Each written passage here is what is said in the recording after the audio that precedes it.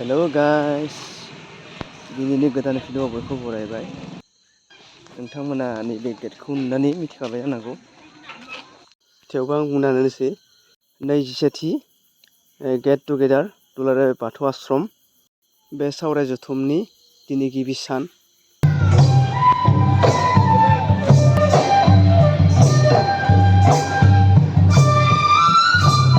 जथाय आफादनि जानानै आङो रोजा रोजा साबायखर जासिबाय।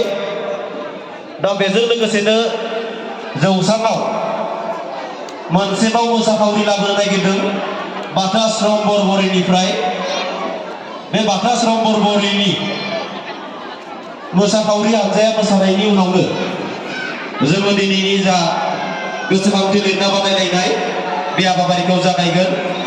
दा बाथौ आश्रम बरबरिखौ नोंथांमोना नुनो मोनदों दुलाराय बाथौ आश्रम फरायसालिफोरनि जा गार्डियान्स बिमाफोर आरो फरायसुला फरायसुलि बिथांमोना जिरायनानै दङ।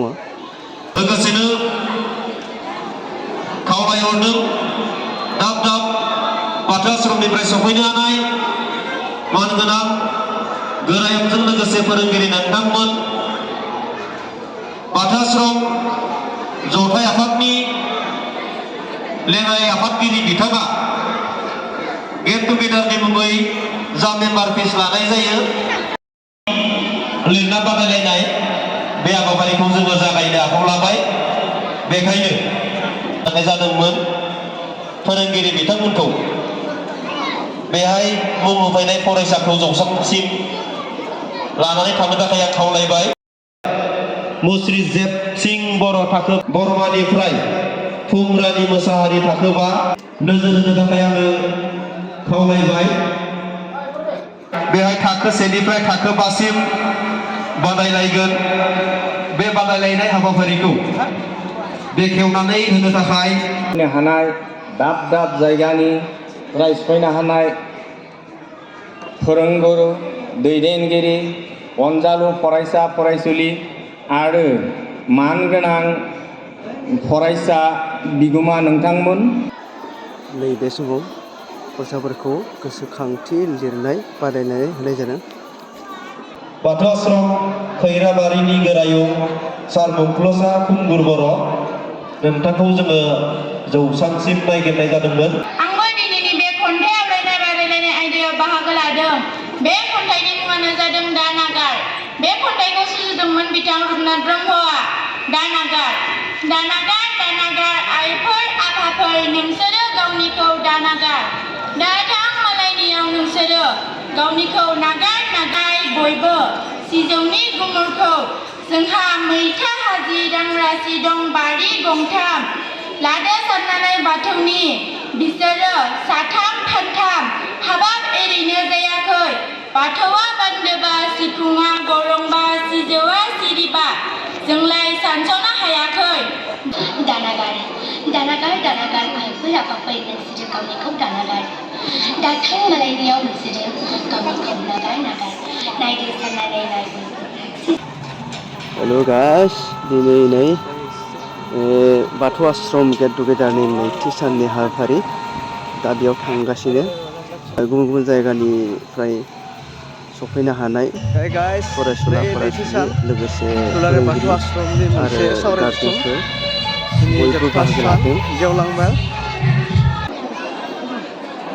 जागायनायनि आगोल आगोलावनो बे हाबाफारियाव जोंनि खैराबारि ओनसोलनि सासे गोख्रों बे खैराबारि ओनसोलखौ जौगाखांहोनायाव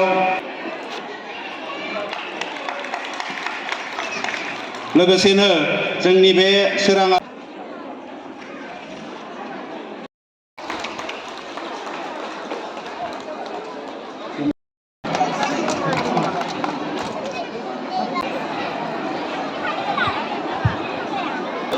गसंनानै थानाय जिरायनानै थानाय गासैबो बाथौआरि नोंथांमोन। दानि बावै एसे आगोलाव जोंहा जथाय आफादजों दाजानाय रुरेल स्टुडेन्टस गाइड अर्गेनाइजेसन बे मुंजों जों बाथौ आश्रम जथाय आफादखौ रेजिस्ट्रेसन खालामनाय जाबाय। आरो बे लेखायै जोङो मोनसे बेखेवनाय हाबाफारिजों लोगोसे मोनसे दान जाय बिथांमोना जोंनो अननानै बाथौजों लोगोसे जाय बिथांमोना होनो गोसो दं नाथाय आखायाव रां गरसेबो लाबोनाय जायाखै बिथांमोननि थाखाय जों मोनसे एकाउन्ट नाम्बार हरफानाय जागोन जाहाथे खोब बिबान लाबोदों आरो इयुनावबो लालांबाय थागोन बेनिखायनो नोंथांखौ एसे रांनि अनसुंथाइ होदों IFC code number CNRB 00072 account number 110107696694 बाथौ आश्रम जथाय आफाद बाथौ आश्रमफोरखौ फोथांना लाखिनायाव बर' राव हारिमु धोरोमखौ लाखिनायाव जाहाथे नोंथांमोननि मदद मोनगोन बेखौ आं आसा खालामनानै दोनथ'नाय जाबाय गोजोन्थों। थाखो 6 थाखो 7 थाखो 8 2022 आरो 23 हारोंथाइ आनजादाव उथ्रिसारनाय फरायसाफोरखौ जोङो बान्था होनो आखायाव लादों बे उथ्रिसारनाय फरायसाफोरनि मुङानो जादों थाखो 1 आव दैदेन राजा स्वर्गीयारि मेधाघाट अख्रां मुजिर बुरिमुख बरनिल ब्रह्म बरमा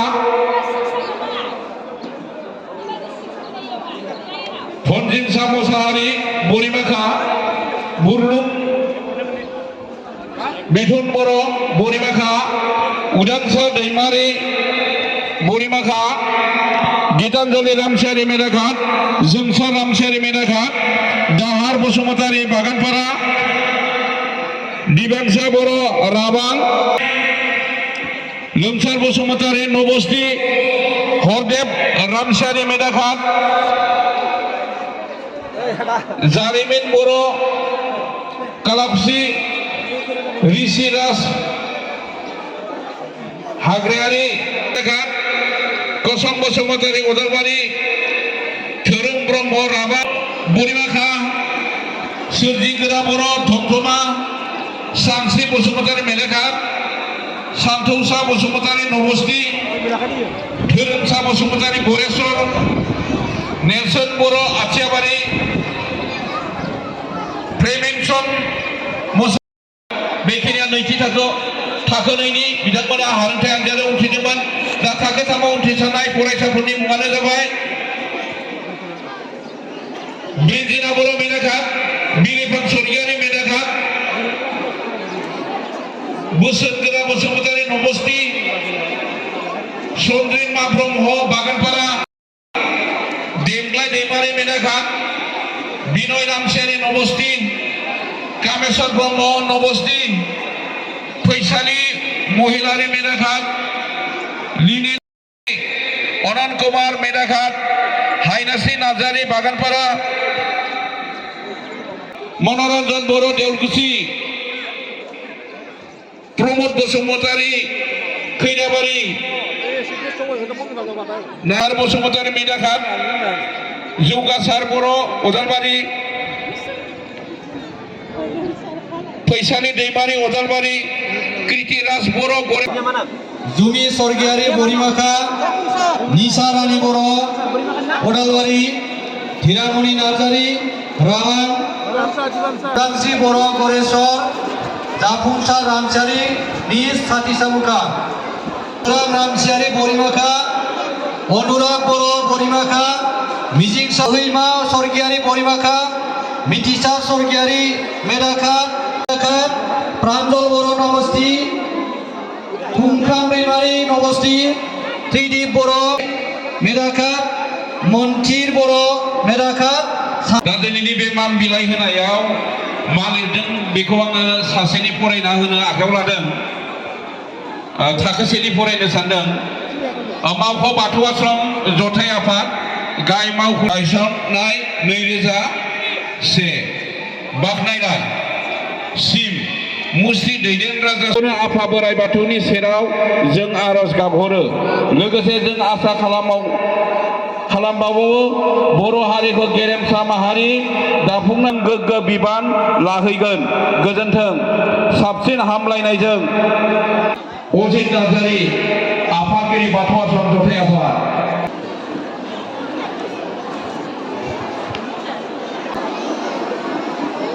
देरहाबावनो हाथों। दे होनबा जाबायब्ला हा आखाइ खबनाया लासै जादों खेबसे गोसा खबना होबाव। साबायखर बावहरबाय आखाइ खबनायनिसिमबो। दे जाबाय दे। दा बेनि उनावनो मैया थुनलाइयारि बादायलायनाय नै देरहानाय फरायसाफोरखौ जोङो बान्था राननो आखायाव लादों। दा बेनिखायनो मैया देरहानाय बादायारिफोरखौ 10 नम्बर मोनदों। बाथौ आसाम जथाइ आफादनि लेङाइ आफादगिरि मानगिदेर खोरोमसिं बर'निफ्राय सानब बर'खौ बान्था खालामनो थाखाय गुरै खावलायबाय।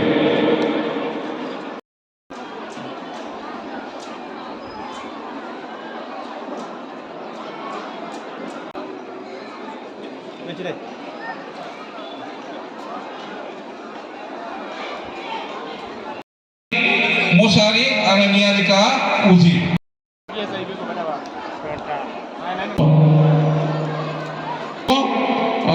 क्लास 10 बाथौ आश्रम बरमा। लिगेल एकदमबारे जेबो गोरोन्थि गैयालासे बिजिरना होनो थाखाय मोनसे दा बे समाव बे गेवलांबाय। हेल्प खालामनो जाहैबाय। दा बेयाव माने साननो गोनां बिदि जादों आरो दे मा होनना बुंदों जुदि जोंहा मटर गारिया जुदि हाजों सलायालासिनो साजों सा बिरनाय ओंखारोबा नोंथांमोन सिबिजाथाव बिबुंसार थानाय रायदाव आफादनि गासै बिबानगिरि आरो 1995 मायथाइनि आगोल आरो बिनि खाथि खाला बोसोरफोरनि गेजेराव जोंनि गोबां बर' सुबुंफोरा बर' बिजोंनि सरकारि गुदि फरायसालि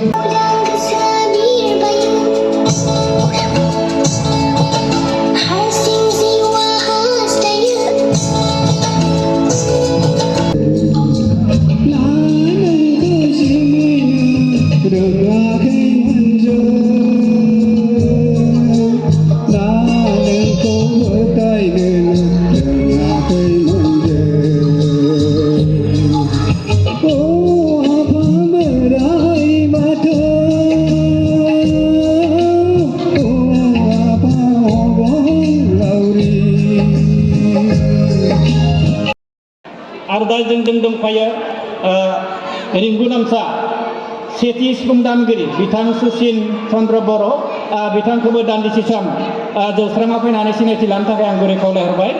बिथाङानो जाबाय सुसिन बर'। बिथाङा जोंनि सिफुं हारिमु आफादनि सिफुं दामगिरि। आरो दंबावो जोंहा जों दंफायो राबुल बाग्लारि बिथाङा मादाल दामगिरि। राबुल बाग्लारि बिथांखौ जौस्राङाव फैनानै सिनायथि लाफैनो थाखाय आं गुरै खावलायबाय। बेनि उनाव जों दंबावो बिथां बरुन बर' सिमांपुरिनि बिथांखौबो दान्दिसे सम जौस्राङाव फैनानै सिनायथि लानो थाखाय गुरै खावलायबाय। बिथाङाबो सिफुं दामो जोंजों। आरो जोंजों मोसाखावरि दंबावो बिथांखौबो सिनायथि लानो थाखाय गुरै खावलायबाय। बिथाङानो जाबाय रमेश बर'। बिथाङा आसारि लोगोसे जोंनि ताल दामगिरि। आरो दंबावो जोंहा खैराबारि बिया बाथौ गौथुमनि आसारि बिथांमोना सफैथ'वाखै। जिमि बर' फरायना जिमि बर' बिथांखौबो दान्दिसे सम। आरो दंबावो बे सोमलिबारि गामिनिनो फरायना बिथराय बर' बिथांखौबो